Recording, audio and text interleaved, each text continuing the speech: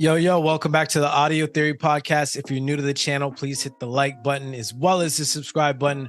What's good, Danny? How have you been? How was your birthday? Dude, birthday was great, bro. Happy birthday. Like, yo, fam, first time, like, dude, honestly, like a loss for words, like how good it was. Like, I don't know, like, dude, like my girl, shout out to my fiance, dude, like above and beyond anything I requested. Like, this is the first time that I don't, like, I'm very much like control freak. Like, I like to know like what's going on.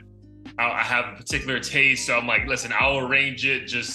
Let's just go you and I to keep things simple, because like I feel like when you're planning bigger events, like as we both know with bachelor parties and stuff like that, like you're kind of being considerate to other people, and it's like, bro, at some point you have to be selfish. So it was nice to like her be selfish for me, but without me having to do it, if that makes any sense.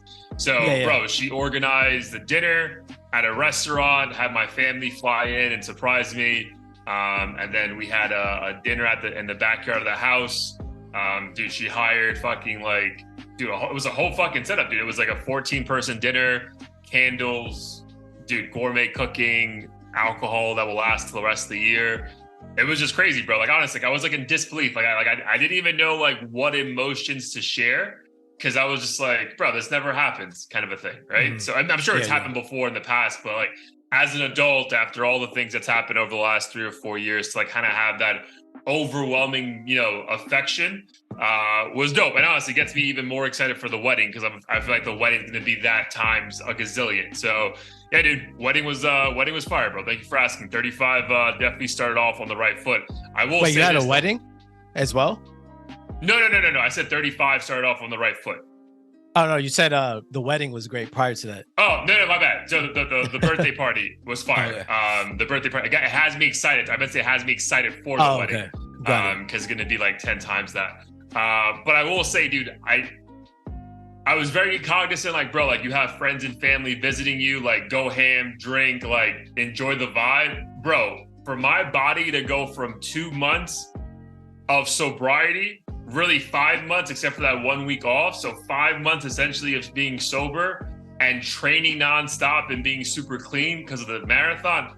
Bro, I've never felt worse in my life, dude. Like Monday, like we're recording this on a Tuesday, dude, the Monday after the weekend, bro, I had to call out of work, bro. Like I felt awful, though. Like, like my body was making noises.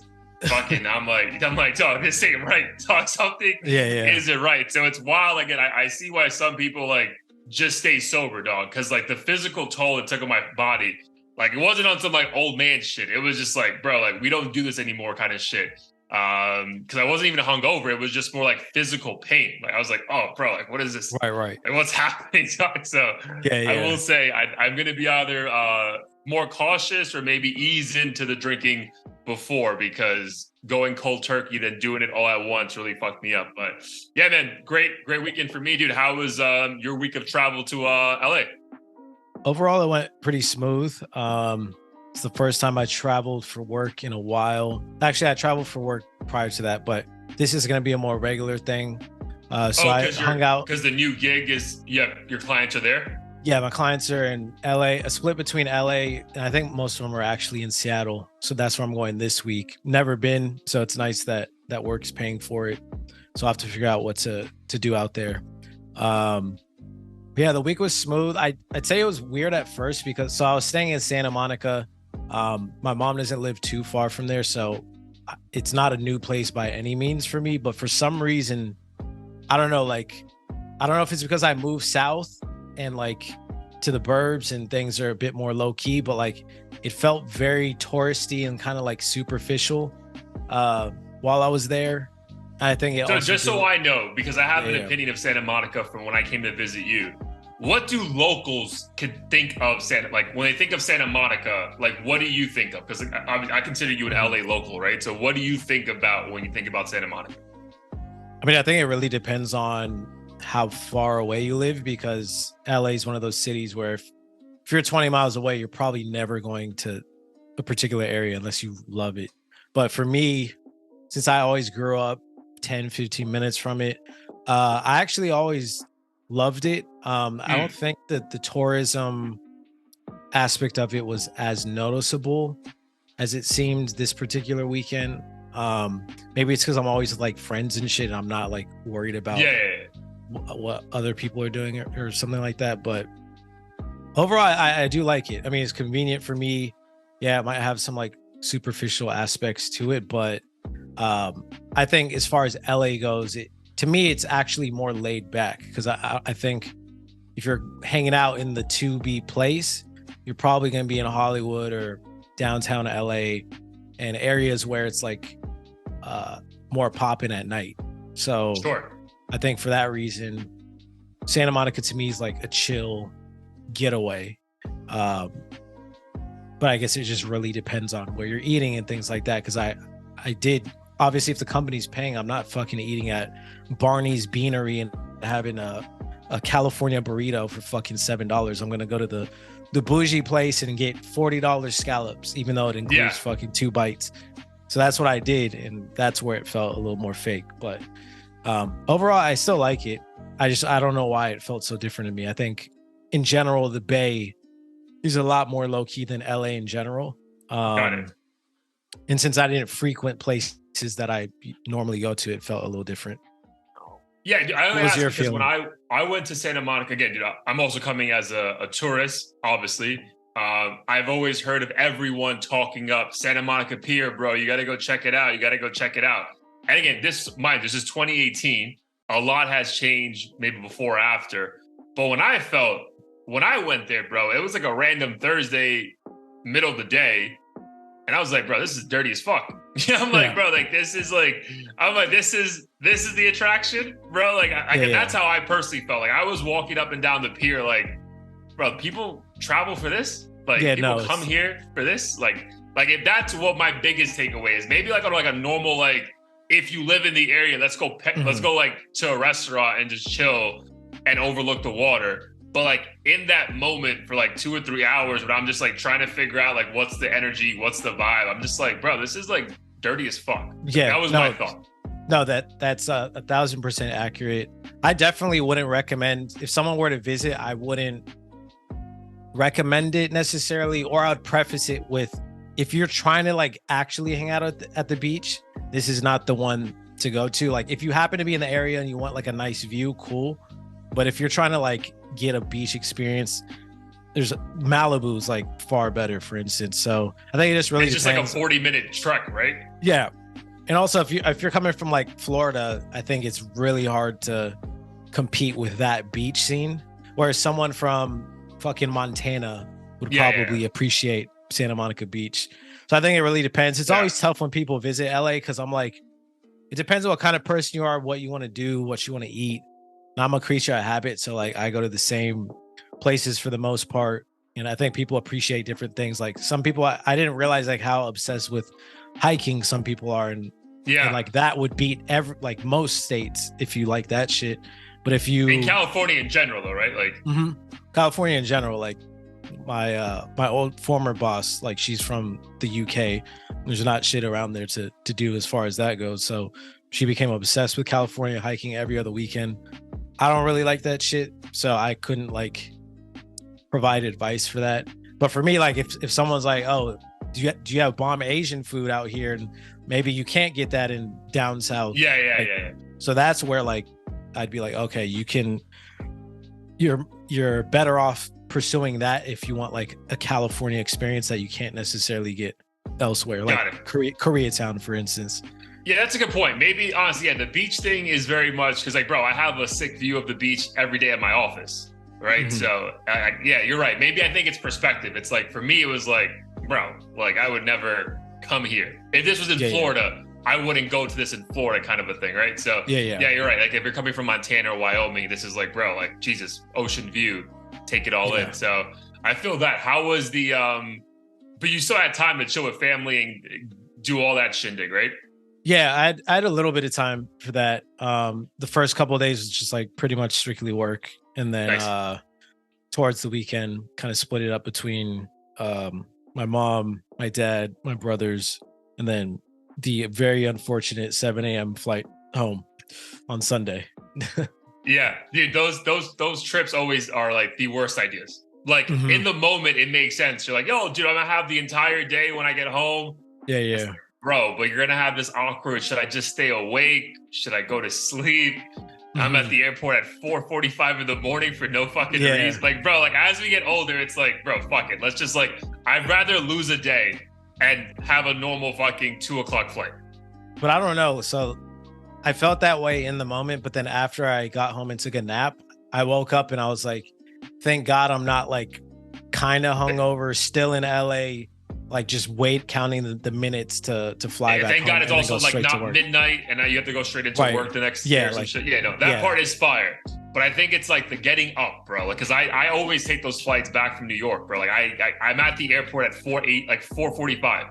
And it's just like, bro, like I'm hungover as shit.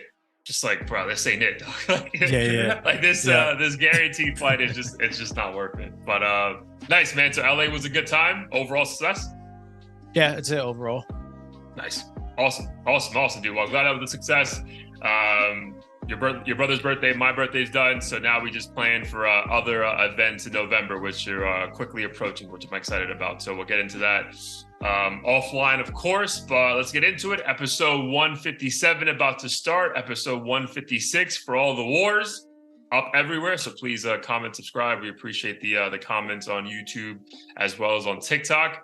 But bro, I think the biggest thing, which is crazy, a week after Bad Bunny and 2 weeks after Drake, I would say the biggest anticipation I'm not gonna say the biggest anticipation of the entire year, but post those albums, I think people are still craving better music. I don't know if you agree with that.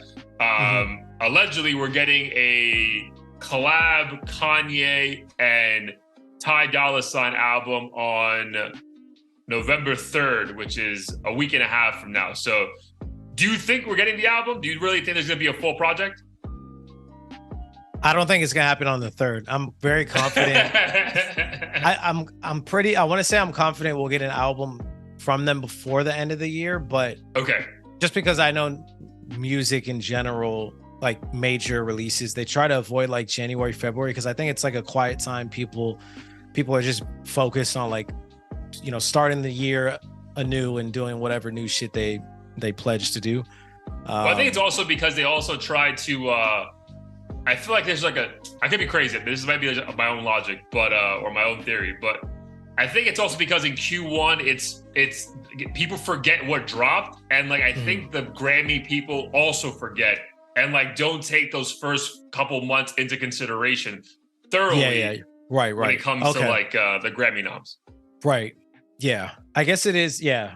That I forget what the phenomenon or concept in psychology is, but like it's usually the first and last of the group that the judges consider. And did you say that January is when it starts or no?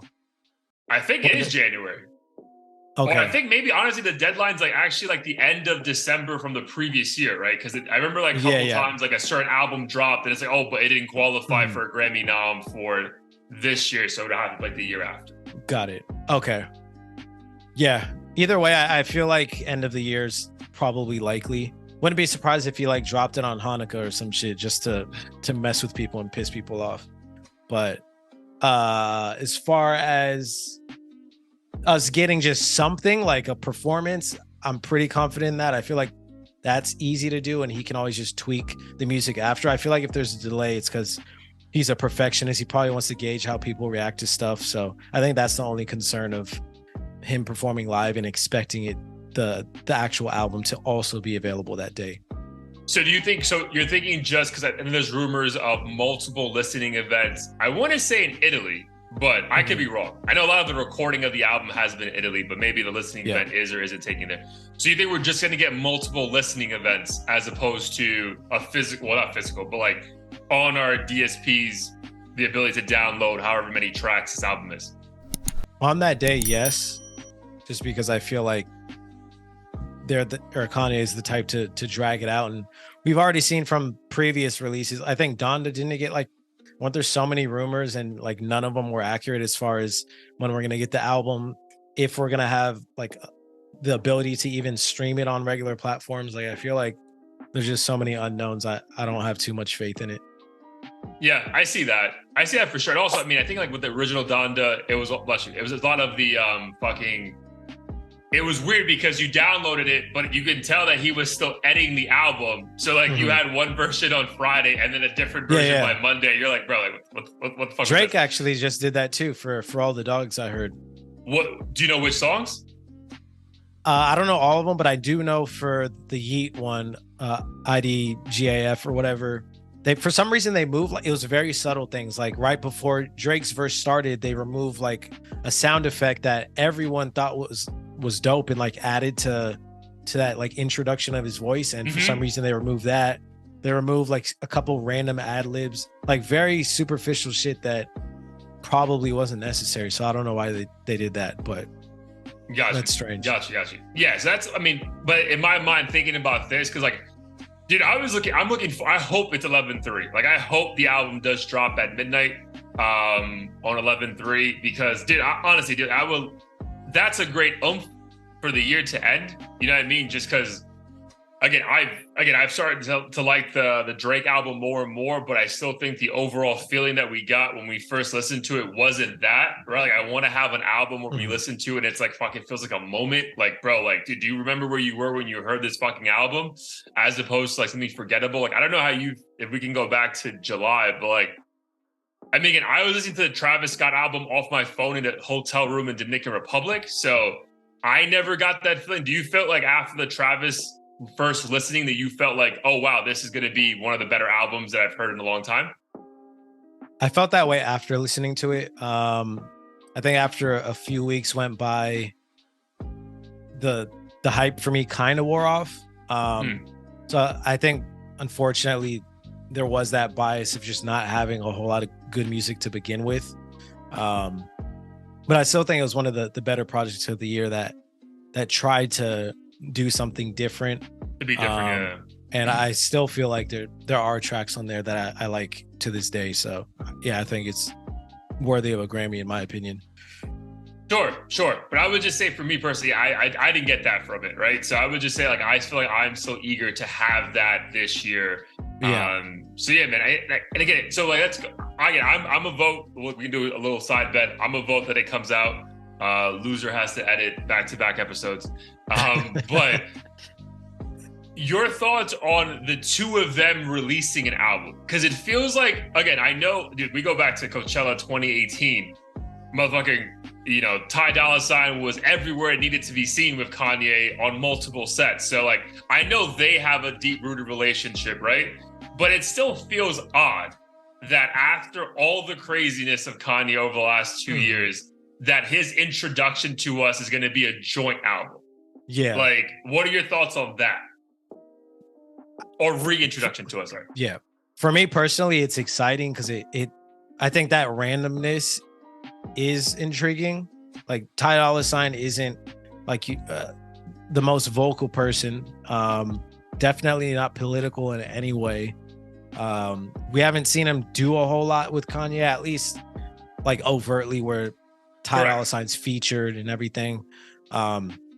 So I'm pretty intrigued. I think it's like a big question mark for me. I'm going to try to keep my expectations relatively low just because, I mean, with Drake and all these other people, I think sometimes we unfairly expect something and then it's completely different. And then we like blame the artist when they haven't really said much about the project. So I'm just kind of bracing for it. But I'm confident just because I know Ty Dolla $ign is like one of the GOATs when it comes to writing and just working with people and bringing the best out of them. So that's what I'm looking forward to for sure. So if you had to like guess how this album's going to sound, do you have an idea of like, or an idea of what sound it's going to be? I would say it would sound similar to that one track he did on Ty's album and Anderson .Paak. Kind of like track 6, kind of like soulful, trappish. I wouldn't be surprised if it sounded similar to like Travis Scott type stuff, not the super ragey type of music, but maybe more of the subtle, like the subtle funky, like the subtle funky influence. I don't think it's gonna be like a lovey-dovey thing by any means. I think it'll be typical Kanye. We'll probably address some things here and there, but from the times that he's worked with Kanye, I've always loved it. I think he has like a house sounding track called Ego Death. Oh, with Skrillex. Yeah, that's right. Kanye's on that. Yeah. Super fire. So I think they complement each other really well. And I think that's why I'm assuming it's going to be very good. Yeah, I get to your original point, dude. I think we've both said it on this pod multiple times that Ty Dolla $ign is probably one of the most underrated artists that we both fuck with. So first of all, it's great. I think it's a good look for him, right? Like, regardless, removing like whatever tension there is around Kanye, like if you remove the time we're in, to just say that Ty Dolla $ign is going to come out with a joint album with Kanye West is amazing in itself, right? Like I think you got to give Ty Dolla $ign his props that like almost like this gives him like a notch on his belt that probably his career needed to go down as like obviously not one of the GOATs, but like in a different sphere, right? Because I feel like we fuck with him and his core fucks with him, but I don't know if the masses know how good he is. So I feel like this is a very good look for Ty Dolla $ign. But as far as the content goes, bro, do you think he'll like him being Ye? You think he's gonna be addressing anything crazy, or just making his subtle jokes and like giving us just generally good feel music? I would say the latter. There's definitely going to be a couple bars here and there addressing stuff like I wouldn't be surprised if he mentions Adidas here and there or something like that. But I don't think he's going to have a full blown out song called like Yadolf Hitler, like how people were joking around. Nothing crazy like that. Like I don't think he cares that much to address it. I think he just wants to speak his mind, but in all facets of whatever he's going through, like his new girl, his kids, probably Kim and Pete Davidson or whatever. Like I don't think if he does address the Jewish community in any way, I think it's going to be a couple bars, like tops. Yeah, dude, I agree. Dude, I think if he addresses anything, like to your point where you said the wife, the ex-wife, the kids, Skeet, Pete, whatever, the Jewish community, Hamas, whatever, bro, I think it's going to be just like in the normal flow of the song. I don't think it's going to be anything aggressive. Like that. I have a, whatever, obviously know nothing. We should probably text Jillian and be like, yo, my man, like give us some insight on this fucking album, bro. But I just think it's going to be a very much the return of a Kanye we loved. As far as, I don't know if it's the quality going to be the same, right? We can hope. But as far as like, dude, there was moments, dude, think back to my Twisted Dark Fantasy Kanye, where it's like, he's rapping about everything, bro. Baby moms, former girlfriends, former managers, whatever, cousin fucked me over, all these things. But it was then like a funny, subtle, we love you for saying this kind of way, as opposed to my fucking cousin ruined me, I gotta fucking go put a hit on him, that kind of shit, right? Because I feel like for a moment there with the whole Pete Davidson shit, it was like an aggressive Kanye, like, all right, this is funny, or, like it's making us listen to it because it's like shock value. But we're also like, bro, we also don't go to you for this, right? Like, I don't know, like it's also like almost like some of the feedback we had about the Drake stuff. It's like, bro, I'm not saying it's bad, but it's also like not believable. So like, you know what I mean? I don't want to have a moment where I'm like not believing Kanye for like 16 songs straight. Yeah, I feel like I'm in the same boat. I don't like it when artists, it's almost paradoxical, but when they get too in the weeds of their personal life in the art, then I feel like it kind of loses the audience. I think it's fine to obviously speak on your experiences. Like that's what makes great art 99% of the time. But like, I think what we don't want to hear is like your $1 billion beefs and issues that like, are just so trivial compared to why Elon Musk won't return your fucking text. It's like, bro, I don't care. Like, I don't. Like shit like that he can discuss on his own on fucking Clubhouse or something. What do you think, if you had to guess, is this plus 15 tracks, plus 20 tracks, plus 25 tracks? I'd say we could do over under 20. I think that's a good question. I will say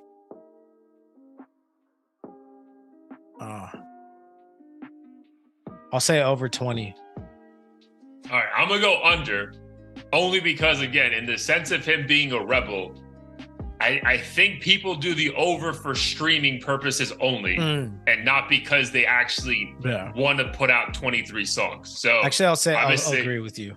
You know what I mean? Like, I don't think he needs to put this album out. I think he just wants to put it out. And if this shit doesn't do well at all, from a streaming standpoint, I don't think it affects him in any fucking way. Right. So I would say from that standpoint, even though from past experiences, Donda was like 27 songs. So we both might be wrong, but I just think from like where we are in today's world, in Kanye's world, dude, I think the only reason why I'm so excited for this album is like, bro, like, the only reason you would drop this is because it's like, yo, this has to go out. Like, this is a fucking classic. They have to listen to this shit, right? Because otherwise, like, there's no point. Yeah. And I think the reason why I think it's under 20 on second thought is because, one, it's a joint album. And I feel like a lot of these artists have throwaway songs to like just fill up the empty space. Whereas if you're working with Ty Dolla $ign, the chances are you don't have like 47 songs with him to choose from necessarily. So, and I feel like you're going to put your best foot forward. So yeah, I think it's going to be close to 20, but under probably like 18 tracks.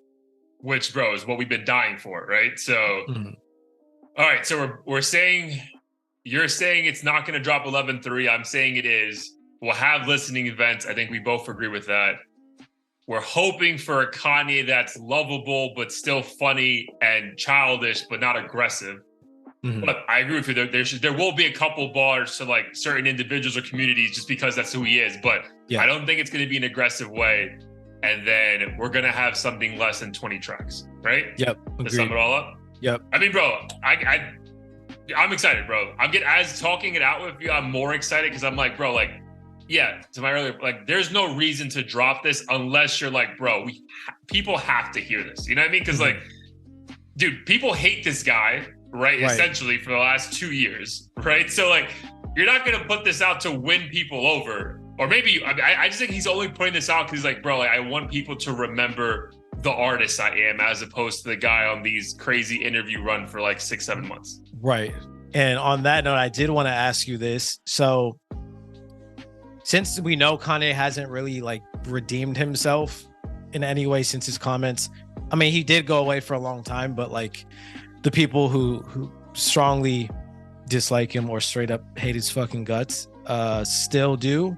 So for those who do hate him for his, I guess, anti-Semitic or what is perceived as anti-Semitic remarks, for those people that hate him for that, how would you defend listening or supporting his music by listening to those folks who ask like, hey, Danny, why are you even checking out the album? He said XYZ. That's a good question. Before I answer that, I will a side note. I'm going to answer that, I promise you. Yeah. But a side note, you know what's also been crazy, bro, is that there's been like a movement to like re-cancel him after all the issues happening in the Middle East right now. Like, have you noticed that?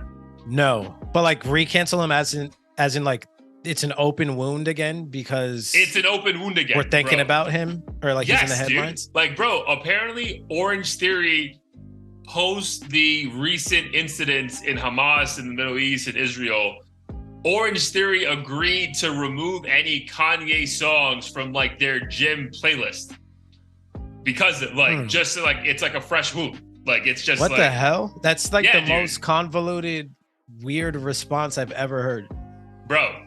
Yeah, man. Yeah. So like that's why I thought it would go well with your question, right? Because I think it is like, this album is going to be a fresh wound to a lot of people, right? But if I'm asked directly, like, bro, like, why are you listening to that shit? Why are you bumping that?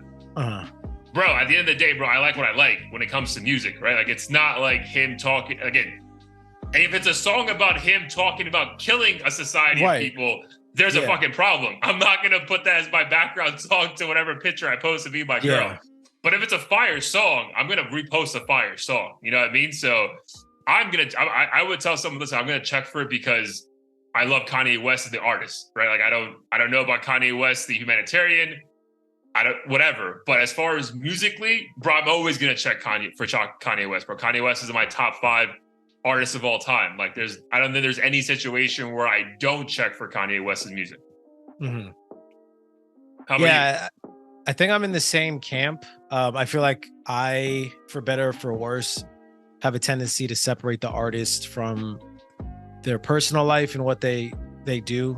Granted, I think everyone kind of has a line that can't be crossed. Like if we found out Kanye was eating kittens or some shit live and torturing, innocent kids, like I don't think anyone at that point would be supporting his music. But I think when it comes to comments, like or words, I guess you could say, that might be interpreted differently based on how they say it or what they're going through at the time, and things like that. People kind of, if you like the person's art, you kind of give them the benefit of the doubt.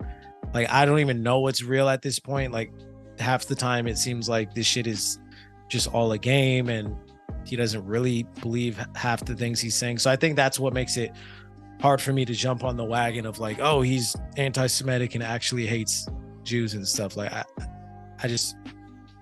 I guess I'm still in the research phase of like really wanting to hear him out and get an answer. It's like a curiosity thing as well. But yeah, if he flat out says like, he actually hates XYZ group of people and this and that, I don't know. I think I'm naturally just not the type of person to like boycott anything. So it'd be really hard for me to single out something that I actually generally like a lot, Yeah, but I think it also goes to the comments we made about last week about Vlad calling out Drake and Khaled, right? Like for not speaking out. Like we agreed that, hey, dude, like they don't have to speak out. But I think also when someone speaks out, it's also like, bro, like, why do you care what their political stance is? Kind of a thing, right? Like for example, like, yes, the Kanye comments on the surface 6-7 months ago when whatever it was, like it was shocking, right? It's like, Jesus, bro, like what's going on here? But it's also like, bro, like I don't give a fuck what his like these political views are, bro, or these like takes. It's like these takes don't affect my life at all, right? Like it's just it's just like a weird, like I to your point, I try to separate, like, bro, like why would I ever go to a person who started crying in the middle of a fucking presidential campaign because of something like, why would I ever go to this person for political stances, bro? I go to him for quality music, fun nuances in that music, and hear things I've never heard before sonically. Like that's what I go, like that's my exchange with him and other artists, right? So when it comes to the political stuff, bro, it's just like, bro, like I don't know if it's being oblivious, but I just like, bro, that's not what I go to him for, right? So as long as that's not piercing through the music, which I genuinely think it's not, like my thing, I don't think any of that's just like, I wouldn't be surprised, bro, like if there's like no Jewish references on this album, like none, like it's just like, no, I wouldn't be surprised either. Or like it's a reference like, yo, they thought I was actually crazy about that, but I was, or like, something like a spin on it. But I don't see him like just sitting down and saying, no, I promise you, this lawyer fucked me over, and this lawyer fucked me over. What's the coincidence? Like, I don't think it's gonna be like shit like that. That'd be, I don't know. I don't want to say it would be funny, but I think it would be just kind of comical that he would do something like that on an album because no one else has. But yeah, I agree. I mean, it's tough because I always wonder, like, if a friend were to say to me, well, would you be mad if I listened to Taylor Swift if you found out she said all lives matter and, black people are lazy or something? And I don't know if I would really give a shit, to be honest. Like, but people will give a shit though, right? The same way in this situation, like the other, like I get it. Like if the roles were reversed, other people will give a shit. Like I'm telling you, bro, like I know for a fact there's at least 5 to 6 people who follow me and follow our page. Like if we had a pro Kanye, gave that motherfucker an A+ rating, you know what I mean? They're gonna be like, bro, like what's going on? We were boys. Like I gave you a pass on the flag. Like what's going on, kind of a thing. So like I think like it's gonna trigger people. Like that I know for sure. But again, I have a feeling the content of the music is not gonna be anything that's. But to your point, yeah. Like, but a lot of people won't be able to see past that, right? Which is why, again, I think the number of songs is gonna be less because I think he knows he's gonna get a hit streaming wise regardless, right? Because enough people are just not going to fuck with it because of the things he said in the past. And we also have to be honest, like if we were to cancel him, you're basically asking people to boycott one of the biggest artists in history, but biggest Black artists and icons in history as well, who actually has the power to even like move the culture in any direction. And I think that would be a tough thing for people to come to terms with. I mean, people can barely fucking boycott Chick-fil-A. It's just because it tastes so damn good and there's no other options. But if there were other options, then I think people would be like, all right, let me go to the one that doesn't hate this group. Let me go to the one that supports it because I have that option. But when you don't have that many options, you're like, fuck it. Like, this is life. Life's not fair at all times. And yeah, it is what it is, kind of thing. Yeah. And also, dude, if you're getting so mad over an album, it's like, bro, you got bigger problems, dog. Like, yeah. Unless the album's toxic and like is promoting violence or something. But I highly doubt. Like, bro, I get out. I'm not gonna put. There's just no way, bro. Like, this is just no. I cannot fathom, bro, that he is just sitting in the booth in Venice recording this album. He's like, bro, we're gonna go 17 tracks, just straight anti-Semite. Like, let's just fucking go. Like, there's no way. No, that'd be curious. And and that's a good point too, because I mean, Ty Dolla $ign's on this project, and there's no way Ty Dolla $ign wants to align with something that was never part of his reputation. Like, Correct. He's already, it's bad enough that he's being associated with Kanye, but there's no way he's going to be associated singing the hook to some like Nazi anthem or some shit. There's no way, dog. Like, I'm telling you, there's just no way. Like, again, I feel like, and this again, probably the genius of him going away for a minute is like, bro, like, he's been gone for so long, right? It's been one thing if like since like the interviews with like Lex Friedman and Pierce, whatever, back in the like 6-7 months ago, if we kept hearing statements from him that were about this, then it's like, all right, bro, this album's gonna be terrible. Like, just chill. But like, bro, he's gone away and everything. I don't know. Again, I feel like talk about getting fucking sloppy toppy on a fucking boat, as opposed to like, you know what I mean? Yeah. And I'm here for it. Even though I've never experienced that, I'm down to hear about it. Yeah. Yeah, like, dude, I can talk, like, he's gonna be joking, like, my ass is out, blah, blah, blah. Like, bro, it's gonna be fucking, I think it's gonna be funny, bro. I have a feeling it's gonna be like old Kanye. Like, again, not the same sonic sound, but like, just, bro, like tongue-in-cheek stuff, bro. Like, pause, like, you know what I mean? Like, just like fun, like, just a fun album that we do. Again, I don't know why, like, I just keep thinking about like My Dark Twisted Fantasy. I feel like it's gonna be the closest thing we've gotten from him to that in the last 10 years. Yeah. I'm looking forward to it. Still want to keep my expectations relatively low because this year the track record hasn't been the best, but if it's Kanye, it's going to be above average in some way. Yeah. Again, otherwise, why put it out, right? Because I don't think he has any contractual obligations that he's trying to fulfill at this point. So, yeah, we'll see. But hopefully it comes out on 11/3.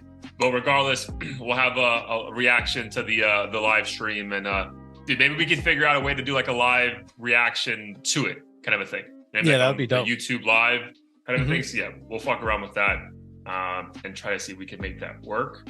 All right, bro. This one was like pretty wild to me, but I feel like in the day of post-COVID, a lot of scams on the internet are getting like more light shed on them, and this probably has to be the biggest one from someone as famous as I guess he's usually 1/3, but now half of the hosting staff from the most famous radio show in America, which is The Breakfast Club, right? Charlamagne the God, DJ Envy, used to be Angela Yee, but now it's DJ Envy and Charlamagne the God. DJ Envy is coming down hard right now on social media because apparently he's been a real estate guru giving people insight on how to get into real estate.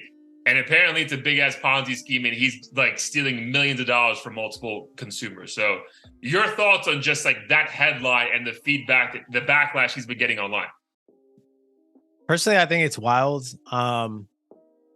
And if I had to guess, it's probably due to willful ignorance. Like, I don't think he was the mastermind and like necessarily knew every detail and scammy deal that was going on. I think it was kind of like his homeboy was taking the charge and he just was like, And as he long kept as getting a money's check. coming in, yeah, kept Yeah. getting a check. He's like, as long as money's coming in, if some shit happens, I can always play dumb.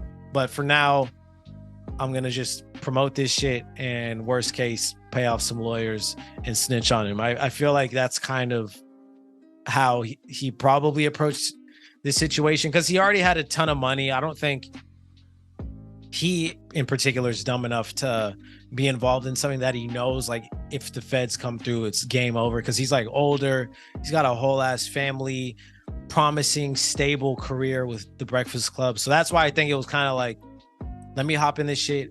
As long as the money keeps coming in, I don't want to hear about what's happening. Just give me like my script and we can talk real estate, because you're the face of this shit. I'm not. Kind of like with all the NFT stuff. So NFT promotions and stuff these rappers were doing. I think deep down they know like someone's probably getting scammed from this, but I'm not, actively promoting it. I am actively promoting it, but I'm not feeding the information to the people and like closing the deal and extracting the money myself. There's like a middleman who we can blame at the end of the day.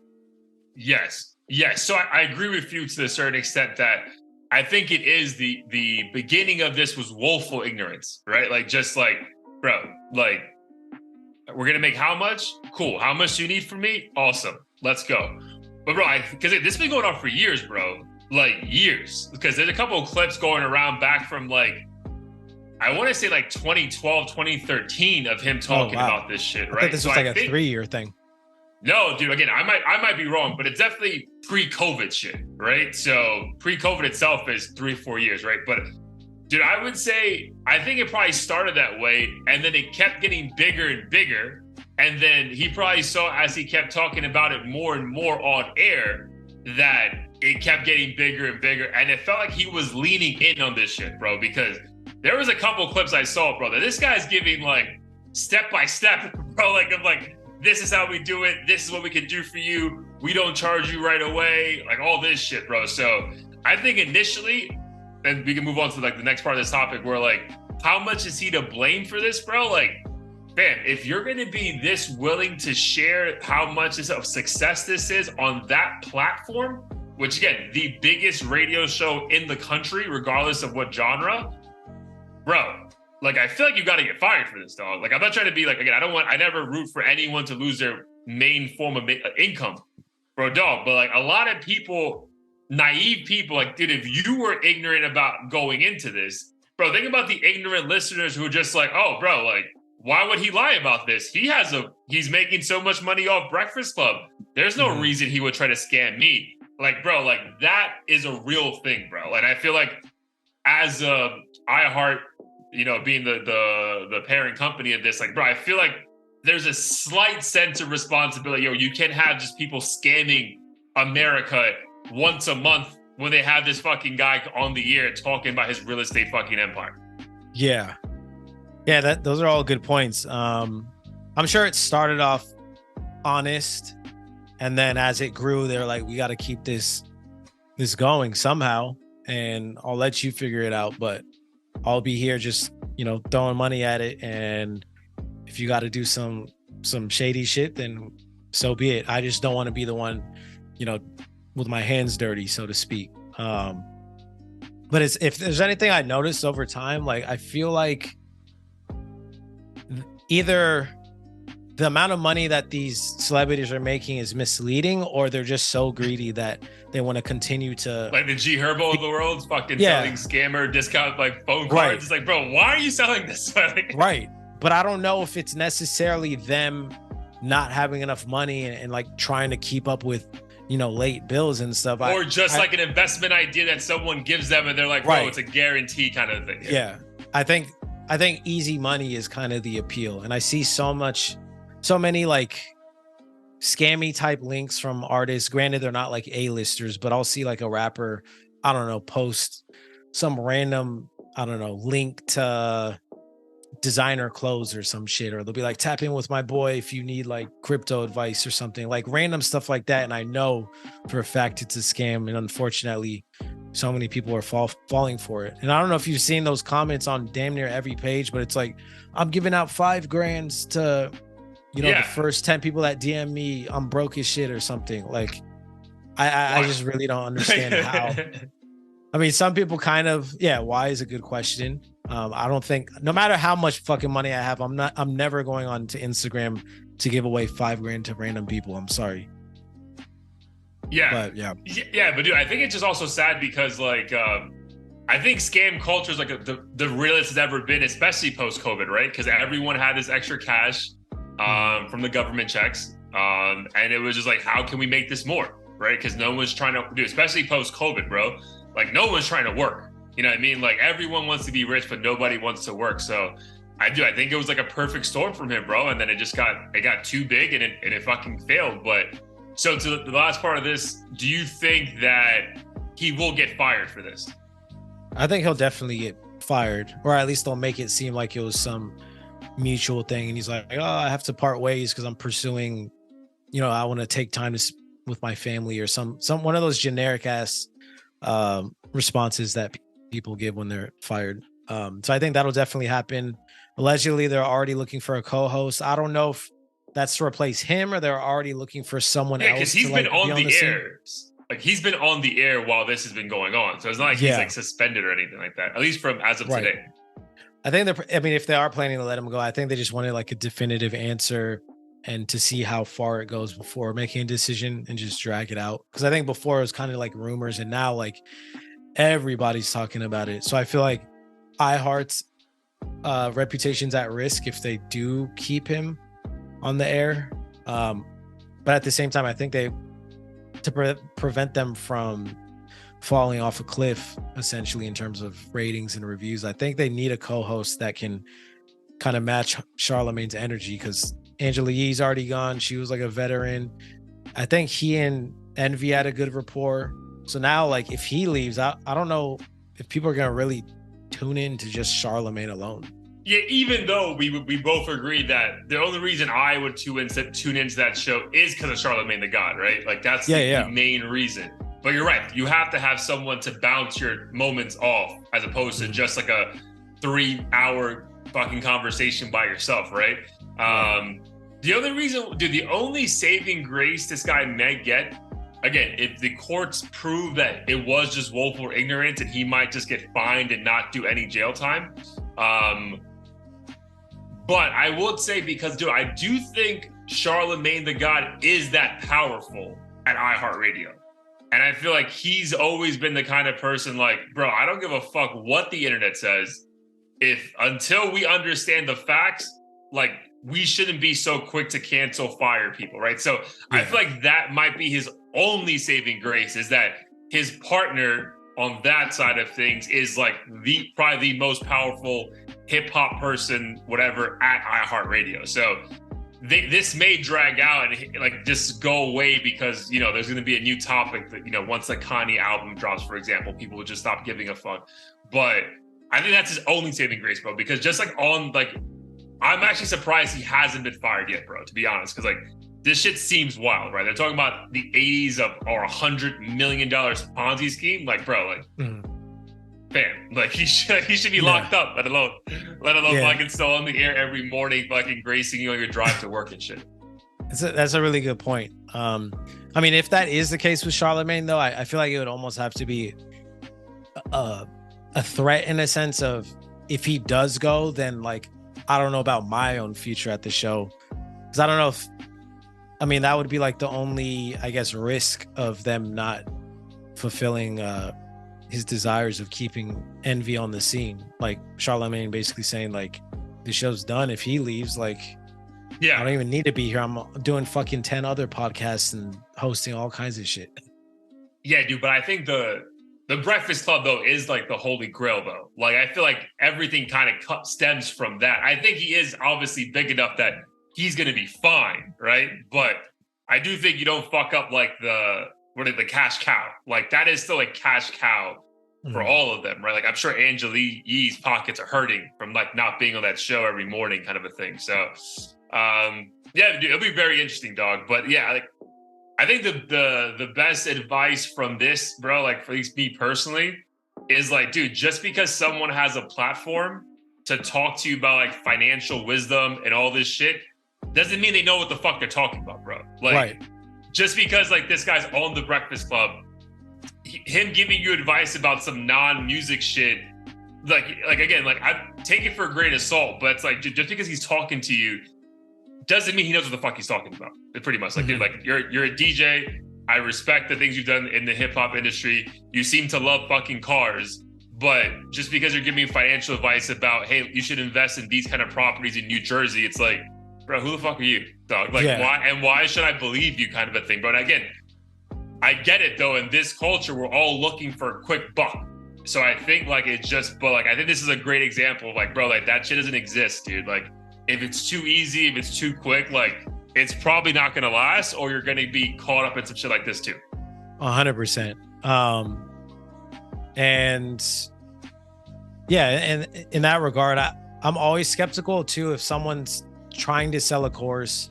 And if it does seem quick and easy, you know, I think the biggest question should be, why is this person giving me all this information?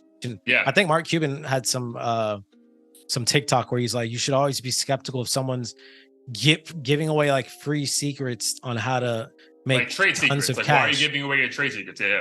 Right. So yeah, I mean, that's where the real money is selling the idea of making money rather than making money itself. Because I think the biggest thing in demand right now, like you said, is how to make money. So shit, maybe this will become a finance theory next week. Catch us in a Rolls Royce by the end of the year. It's like you wake up at 9 and then you go to work and then you do it again and again and again. Yeah. Oh man, but yeah, I'm very intrigued to see how that plays out, bro. I feel like the Breakfast Club has been a staple in hip hop culture for the last 8-10 years. Like, so the idea of that breaking up so quickly over some dumb shit, and this is the end of it, is pretty wild, bro. So again, hope he doesn't get locked up or whatever. But again, if he was actively involved in scamming people out of hundreds of millions of dollars, then I think there's a consequence for that, bro. So again, we'll see how it plays out. We'll keep you posted, of course. Before we get into heat of the week, bro, I feel like, I don't know if you noticed on TikTok that I guess these Travis Scott tickets are still cheap as fuck, bro. I guess like from whatever happened, like the third-party vendors bought them all up, and for whatever reason, that price just isn't going up. So, but these TikTok videos are like people saying, go to the concert, right? And they're looking lit as fuck. So with the pricing and what you're seeing in the initial clips of like the first round of this tour, where's your head at right now as far as you actually purchasing a ticket right now? Right now, I'm actually strongly considering it. I'm glad I waited this long. I will do some research after this episode just to see what the sentiment is on Reddit, because it's during the week. Granted, I'll already be in the area or not too far from the stadium because I work not too far from it. So for me, like, where's that? The Chase Center? No, it's in Oakland. I forget the name of the stadium, but it's technically on the way home anyway. So I'm like, why not go there, kick it for a few hours, and then just head home. So if it's me paying like $60 and it looks and sounds lit, then for me, I'm like, it's a steal, because I don't know if I'd ever go to a Travis Scott show ever again. But if it turns out pricing is still crazy, then I think that's where I'll reconsider. But it sounds like it's super cost effective right now. Yeah, like super cost effective. Like, I still don't think all the points you made is I would do that too if it was like in Fort Lauderdale, right? And I'm like, oh, dude, like on the way back from work, I'll just stop and go. But it's at the Miami Arena. So now again, it's an hour and a half drive, hour and a half back. It's just, well, not an hour and a half, like an hour drive, right? Depending on what time I go during like rush hours and stuff. Like it could be at least an hour and 20 minutes to get there, 45 minutes back home. So at least 2 hour commute round trip. It's like, bro, like, and again, $60 at the Miami Arena, I don't know what that's going to get me, bro. Because also, like, it's one thing when you start going to the shows, bro, it's like, is it going to be a worthwhile, like, am I going to be on the floor, right? Or am I going to have great seats that are like, oh, this makes sense. But like, if I'm in the nosebleeds for $60, like, bro, I can just fucking watch someone's entire YouTube stream and just get the energy I'm looking for, right? So, yeah, I think it would have to be like floor seats for like $200. And I'd be like, bro, this is this is too good. Like, let's just fuck it. Like, I'll bite the bullet. But if it's like the floor seats are still like 600, 650, it's like, bro, it's not worth it. Yeah, 100%. Pretty confident I'll do it, especially because it's like right around Halloween. I feel like he's so it's like a Halloween very type soon. of dude. It's like next week. Yeah, in like 6 days. So. Oh shit! Okay, I'm glad I brought it up because that's a great thing. You're like very right. No, I'm like it's literally top of mind for me because I'm gonna have to bite the bullet in the next couple days just so I'm not stressing out about it. But will this be one that you go dolo, or this one you take a wifey or a friend or something? I would go dolo. I think that's part of it too because I don't think I've ever been to a concert alone. I'm not like nervous because I do shit alone all the time. It's just more so. Sometimes it's fun when you have that, when you can share that energy with someone, even if they don't know all the music. But I feel like it's fun going alone though. I've been to 2 concerts alone, bro. Okay. It's been a vibe. Like, sorry, I did go to once alone. Which one? The downtown? IDK. But that's when I had when I was like dehydrated as hell and like I had to leave. Yeah. I went to Russ alone. But I was also single, so it might be just like a different energy. You know what I mean? Like we're just like a single dude, and you just happen to see like females and stuff. But I will say there's something very unique and fun about it because I've been to. I think maybe I went to Khaled, like the R&B singer. I think I went to him by myself, but just like the idea of like, bro, like you're all there for the same purpose. So like you already have at least one thing in common with all these fucking strangers, right? My only concern about it for a Travis Scott concert, depending on where you got seats, is that, bro, like you're also gonna be around a lot of kids. You know what I mean? So like that might be like, oh, bro, like I'm just gonna fucking hang out with like a bunch of 16, 17-year-olds, because I feel like even at Rolling Loud, maybe it was Kendrick's or ASAP's performance, but like, I'm like, dog, these guys are like freshmen in college? And then it's like, nah, dude, we're in high school. I'm like, bro, what? Like, like, so like that, it's like, I'm like, bro, I'm not really trying to vibe with any of you, dog. Like, just stay away from me kind of a thing. So yeah, it's very, nah, dude, but yeah, if it's $60 and you can get good seats, I would do it. Yeah. Plus, I think in the seating area, even if the crowd is younger, like they'll be less likely to piss me off. I feel like the younger crowd in the pit will be jumping around, throwing drinks and shit. So that's what I'm trying. But you're not trying to do regardless. No, and those tickets are like stupid expensive. I think. Okay, those are still expensive, right? Those are in like super low right now. But I think if you want maybe even something like I got for Drake, like that level of closeness, probably like a little over 100 or something. Which is what, like lower bowl kind of thing? Yeah, like around that area. So if that's the case, then I'll just bite the bullet and it'll be worth it in my eyes. So this time next week when we record the next episode, you already would have purchased the ticket. Yeah, I would have already purchased it for sure. Yep. Nice. All right. Well, more to come. To be continued. All right, broski. So excited about the episode. Really appreciate especially the Kanye one. I'm glad that was like a longer discussion because initially I was like, bro, what the fuck are we gonna talk about for an hour and a half about just maybe album. So that's again, kudos to the energy that you and I have when it comes to these topics. But before we get out of here, episode 157 in the books. Before we get out of here, dude, what's the heat of the week that you listen to this weekend? So this one is by an artist we've talked about quite a bit over time. Shout out to the Kid Leroy.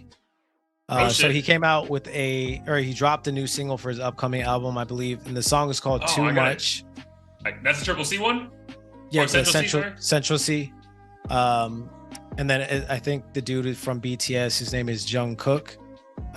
In my opinion, it's a very, very fire, feel-good track. I think it's different than a lot of the shit that we've been getting from popular artists in a long time. For some reason, I feel like pop artists kind of like, besides, the Doja Cats, have taken a step back. Like, I don't even know where the fuck Kid Leroy was all this time, or Bieber, or any of these people. But this song's, you said what? I said high school. It's cool. He probably had to get his GED and shit. So he's back on the scene. And I think one thing that stuck out to me during this song, besides the fact that I loved it, was I was like, I feel like Drake could easily, it sounded like a sound that Drake has been accustomed to in the past. And I wish he kind of did more of this stuff on his recent album. Obviously, he's an artist; he can do what he wants. But this just seemed like a very straightforward, just good song, good melody, not doing anything super crazy. And I feel like sometimes artists overthink. And I think personally, if Drake was on this song, it would have sounded super dope. So yeah, I was just kind of like eager to hear what something like this would have been if he had made it. But this song itself with these three guys is amazing. So I'm still satisfied with the outcome. Nice. I'll definitely peep that one because I know you told me over the weekend. I just wasn't able to consume that much new stuff. But it's funny though, because I feel like Kid Laroi falls in this bucket for whatever reason, bro. Because like, and we've heard Bieber, we've heard Laroi, we've heard Post Malone. Like the way they flow on most beats, like it's just like so much fun, right? But for whatever reason, bro, like those three artists specifically, Bieber, Laroi, and Malone and Post. Like, even though we think it makes sense, I feel like we'll never hear a Drake song with any of them. Like, for whatever reason. Like even though we've said, like, bro, a Post Malone song and Drake song would be fire. They link up, you're like, oh, it's going to happen. We know he's boys with Bieber. He has to be boys with Laroi, or at least be aware of him that he's, like, impressed, right? And, yeah, dude, like, I feel like we're never going to get that. Yeah, I feel like we're past that point. And I almost think it's weird saying this, but maybe they're like too pop, but like, I don't know. I think there's just something there that in Drake's mind, it doesn't really make sense. I think maybe it feels redundant in a way or something. I'm not too sure why, but I think it's because Drake doesn't really have like anything to extract from it. Like if he does a song with Central C, he can tap into the UK shit and try something new. Or if he does something with a Nigerian artist, he can do like the Afrobeat shit. But if he's doing it with like Post Malone and Kid Laroi, it's like already his pocket. So it's like, what the fuck are we here for? It's already, it's a great point, dude. It's already his pocket, and it's also like, bro, all your fans are my fans. Right. So like that Venn diagram is just like a complete, like, you know what I mean? There's literally nothing for him. It's like, it's a waste of time. Yeah. It's a waste. Yeah, that's a great point, bro. Yeah. Cause when he does like a Wiz Kid shit, it's putting it's getting like, he gets like the Wiz Kid like cosign, right? So it's like, all right, I got that stamp. This can't be corny because he respects me, kind of a thing. Whereas like, yeah, you're right. With Laroi, Bieber, and Post, it's like, bro, like all their fans fuck with you. There's literally no need for this. Right. And just right. I mean, I think Kid Laroi and Post Malone have a song or something, and I was like, why the fuck do I need both of them? Like, it doesn't make sense. Yeah. But to clarify, I think on this song, I was more so thinking as a substitute to Kid Laroi, maybe Drake should have taken that spot, kind of thing. Oh, nice. I was just saying in general, like, because I feel like, I feel you. I was just talking about more so like, I feel like you and I have spoken about like, dude, it'd be great to have like a Post Malone Drake song, right? At some point. But I feel like, there's just like those three artists specifically, like that white, but like culturally accepted R&B pop singer that are beloved, right? Like these guys are, I mean, even Kid Laroi, bro, like when he dropped that song with Justin Bieber, that shit was #1 forever, dog. Like, you know what I mean? Like he is loved by like American pop culture. Yeah. But yeah, like we're just never gonna get a Drake feature from any of those three. Like it just, like I agree with you. Like it just doesn't make sense for him. Like it's if he gets bodied by one of them on his own track, then like, bro, like what the fuck happened, bro? Like retire, kind of a thing. So no. But I'm excited for that. I haven't heard that one yet, bro. So I'll definitely peep that tonight, dude. For me, I was like, bro, I can't listen to all the dogs again. I was like, bro, like the Bad Bunny album just didn't do anything for me, bro. I gave that shit for like real? 3 spins. Damn, I liked it. A couple for the second time. You did? You liked it? Yeah, because one of my boys kept texting me about it, and I went back and I was like, let me give it another try, and I actually liked a good handful of songs. Maybe I didn't like it because the amount of songs I liked from it are probably pretty much the same amount of songs I like for all the dogs. Drake out, yeah.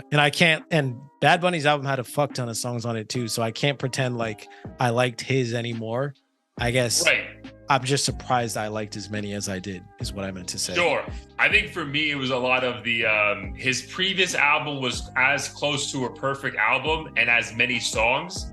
So to get that many songs and for me to only like 2 or 3, I'm like, bro, I can't keep spinning this over and over again. That's like, I heard it once, I heard it again to see if I like missed something. And then by the third time halfway, I was like, bro, we're done here, bro. Like if you're a big Bad Bunny fan, you probably love this. But like, if you're like, I like Bad Bunny, but I'm not gonna say I'm like, he's my favorite artist or anything like that. Like, I just like, I appreciate when he drops music and stuff. So fair enough. I say that to say this, I went back in my bag and dude, for some reason, bro, I changed my alarm clock to first person shooter. So I was like, bro, let me listen to fucking J. Cole, bro. Like I haven't like, let me give J. Cole's last album, not the Fall Off. What was it called? That album was called The Off Season. So this is the Off Season. Bro, my favorite song is the last song of that album featuring Boz, Hunger on Hillside. Do you remember that one? I think that might be my favorite song too, if I'm not mistaken. Does it kind of have like soulful horns in the background or something? Soulful horns. Dude, the most basic fucking oh yeah, hook. that one. Yeah. Bro, but so that good. song, yeah, that song gives me like goosebumps, just how like yes, dude, cinematic 100%. it feels. Correct, bro. And it's almost funny because like towards the end of the album, even though it's only like 12, 13 songs, I was like, should I just go change this fucking thing already? But then I like this song came on. I'm like, bro, I already love Boz. Let me give it a chance again. And bro, I was like, that song I played like 3 times in a row. So I would say Hunger on Hillside is a very feel good, but like at its core, a very good hip hop song. So like, yeah, definitely recommend that. Again, I feel like, it's almost been 2 years since the album dropped. People forget. So especially with J. Cole teasing that the Fall Off, his follow-up album's coming out soon. So yeah, might as well just refresh your ears on what is like, I think a pretty classic hip hop song. Or definitely like a classic J. Cole song. Yeah. My bad. It was actually strings. Like, I don't know if it's violins or what, but I think that's like the perfect way to end an album because it feels like a very dramatic outro and closing. And sometimes like I'll hear albums that are pretty good and the ending, I'm like, wait, what the fuck? Like, did I start from the wrong end of the album and hit shuffle? Like, what's going on here? Dude, but what's funny is that you said cinematic, right? A couple times. Like that's so Boz produced that beat, right? Oh, and wow. then if you remember for the Creed 3 album, he also did like the intro soundtrack song for like the movie. So it's funny how like he has like that touch where he can just like kind of make things sound like bigger than like your average like hip hop producer who's also like a rapper. That's dope. Yeah, I had no idea he produced or at least was like a big time producer like that. Yeah, dude. Yeah, I remember. I learned that specifically from the Creed, like behind the scenes, and then like as I was going through this, I'm like, oh, where's the Boz verse? And it's like, oh, it's just a Boz produced song, and he got like a feature because like he wants to give him like credit for the song appropriately. Dope. Yeah, so go peep that. But all right, my brother, that's episode 157 in the books. Let the people know what we got going on. Let's get out of here. Yes, sir. Catch us at audio-theory.com. New episode every week on all platforms. We also have the Spotify and Apple Music playlists on there, so be sure to peep the Heat of the Week selection. And then if you're on YouTube, check down below, copy some merch. We got hoodies, t-shirts, stickers, so get you something for every price point. Other than that, share, like, subscribe, and support the channel. And comment, most important. Comments are great. Please. But my dude, love you. We'll talk soon. Safe travels to the Great Northwest. That's what it's called? Appreciate it. Yeah, sure. I'll take it. All right, dog. Peace.